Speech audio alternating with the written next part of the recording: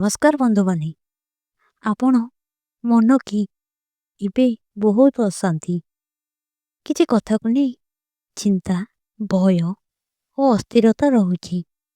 तेबे आज मु कहिबी भगवान कर एकटी सहज उपाय जहा कले मन शांत हल्का सकारात्मक होइथाय। वीडियोटी शेष पर्यंत देखंतु। शिव और मनर संपर्क बंधु माने भगवान शिव हेउचंती ध्यान शांति और संयमर प्रतीक।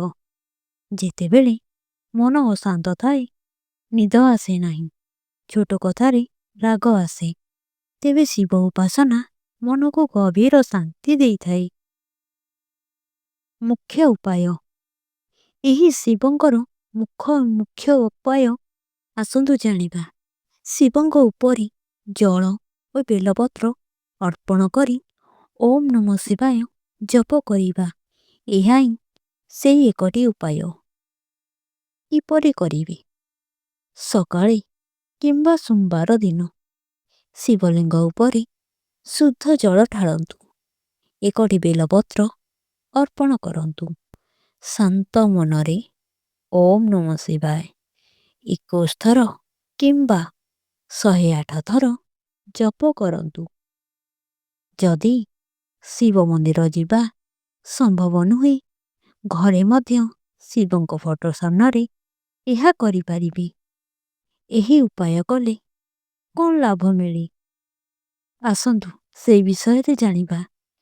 एही एकटी शिव उपाय कले मनर अशांति कमी जाए चिंता और भय धीरे धीरे हटे निद भल हुए राग नेगेटिव भावना कमे मनरे शांति और आत्मबल आसे।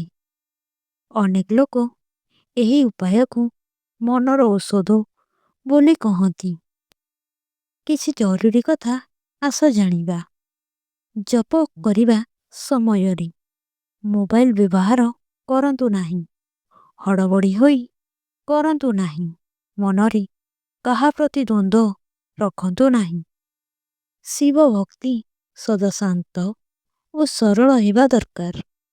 बंधु माने यदि आपण को मन अशांति तेबे एही गोटिए उपाय शिवंकर निष्ठा सह करी देखंतु। भगवान शिव निश्चय आपण को मन को शांत करी देबे। आपण एही उपाय करिबे कि कमेंट रे करंतु। वीडियो भलो लागिले लाइक शेयर करंतु।